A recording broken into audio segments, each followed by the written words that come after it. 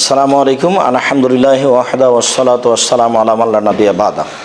সম্মানিত দর্শক মণ্ডলী, দিনী মুসলিম ভাই বোন, আপনারা জামিয়া সালাফিয়ার পক্ষ থেকে অনলাইন আল ইতিসাম টিভিতে গুরুত্বপূর্ণ প্রশ্ন উত্তর অবগত হচ্ছেন। আমরা রমজানকে লক্ষ্য করে আপনাদের সামনে লাইলাতুল কাদরের আলোচনা পেশ করছি। আর একটি জিনিস সুসংবাদ, সুখবর হিসাবে বলতে চাই, তা হচ্ছে আমাদের দীর্ঘদিন থেকে একটা সাধ ছিল কোরআন এবং সহিহ হাদিস ভিত্তিক প্রত্যেকটা প্রয়োজনকে সামনে রেখে সহিহ হাদিস পেশ করে একটি সলাতের উপরে, নামাজের উপরে বই বের করা। আলহামদুলিল্লাহ, সে বইটি বের হয়েছে। রাসূল সাল্লাল্লাহু আলাইহি সাল্লামের সলাত এবং প্রচলিত সলাত, প্রচলিত সলাত এবং রাসূল সাল্লাল্লাহু আলাইহি সাল্লামের সলাত দুইটাকে পৃথক পৃথক করে দেখানো হয়েছে।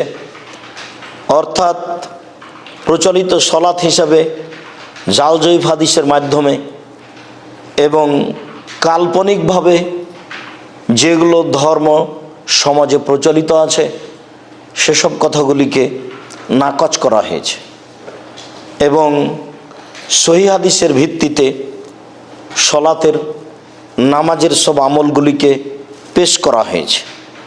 মর্মে আমরা আপনাদেরকে সুসংবাদ হিসেবে পেশ করতে চাই যে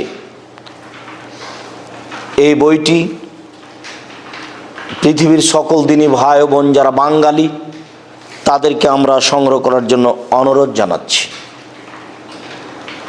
আশা যে এই বইটির মাধ্যমে আপনারা সলাতের প্রত্যেকটা বিষয়কে সহিহ হাদিস ভিত্তিক সুন্দরভাবে অবগত হতে পারবেন এবং সে অনুযায়ী আমল করতে পারবেন। আমরা প্রত্যেকটা বিষয়কে প্রায় আরবি বাংলা করে এবারত সহকারে পেশ করার চেষ্টা করেছি, যাতে করে আপনাদের সবটা বিষয় সহজ হয় জানা, বোঝা ও আমল করা। সম্মানিত দিনী ভাই বোন, আপনাদের একটি জিজ্ঞাসা ছিল লাইলাতুল কাদরের মর্যাদা ও গুরুত্ব। আবু হুরায়রা রাদিয়াল্লাহু তাআলা আনহু বলেন, রাসূল সাল্লাল্লাহু আলাইহি ওয়াসাল্লাম বলেছেন, মান কামা লাইলাতুল কাদরি ঈমানান ওয়া ইহতিসাবান গফিরা লাহু মা তাকাদ্দামা মিন জামবিহি। কোনো ব্যক্তি যদি লাইলাতুল কাদরে ইবাদত করে, রাতে জাগে, ঈমানান ওয়া ইহতিসাবান, ঈমান সহকারে ক্ষমা করা হবে। সম্মানিত দিনী ভাই বোন, এখানে রাসূল সাল্লাল্লাহু আলাইহি ওয়াসাল্লাম দুইটি শব্দ উল্লেখ করেছেন। তার একটি হচ্ছে ঈমান। সামাজিক পরিস্থিতিতে অনেক সময় মানুষ শিরকে লিপ্ত হয়। ভারত, বাংলাদেশ, পাকিস্তানে বসবাস হিসাবে মানুষের শিরক করা সামাজিকভাবে একেবারেই সহজ পথ এবং অনেক সময় মানুষ শিরকে নেকির কাজ মনে করে থাকে বা করছে। এতে মানুষের ঈমান নষ্ট হয়ে যায়। বহুগুলি কাজে মানুষের ঈমান নষ্ট হয়, তার একটি হচ্ছে শিরক। বড় শিরক করলে মানুষ ইসলাম থেকে বের হয়ে যায়।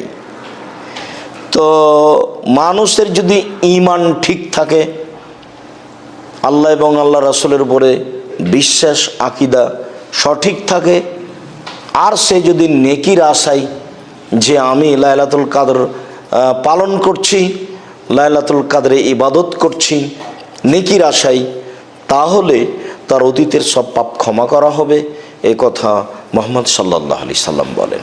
এতটুকু আমরা অবগত হতে পারি যে মানুষের অতীতের সমস্ত পাপ ক্ষমা হবে, মর্মে সাগিরা গুনাহ ক্ষমা হবে। কাবিরা গুনার জন্য মানুষকে তওবা করতে হবে। অনুশোচনা সহকারে চিন্তিত হয়ে ভবিষ্যতে আর কোনো দিন এরকম পাপে লিপ্ত হব না, এরকমভাবে দৃঢ় প্রতিজ্ঞা করে আল্লাহর কাছে যখন মানুষ ক্ষমা চাইবে, কান্নাকাটি করবে, তখনই মানুষের কাবিরা গুনাহ, বড় পাপ ক্ষমা হতে পারে। তবে অত্র হাদিসে যে কথা বলা হয়েছে তা সাগিরা গুনার কথা বলা হয়েছে। এরপরেও যদি মানুষ রমজান মাসে একেবারে তার পাপের জন্য চিন্তিত হয়ে আল্লাহকে সন্তুষ্ট করার আশায় দৃঢ় বিশ্বাস নিয়ে আল্লাহর কাছে ক্ষমা চাই, লাইলাতুল কাদরকে মূল্যায়ন করে, তাহলে তার অতীতের ছোট বড় সব পাপ ক্ষমা হয়ে যাবে। এই কথাই ঠিক। মানুষ যখন লাইলাতুল কাদরকে যথাযথভাবে মূল্যায়ন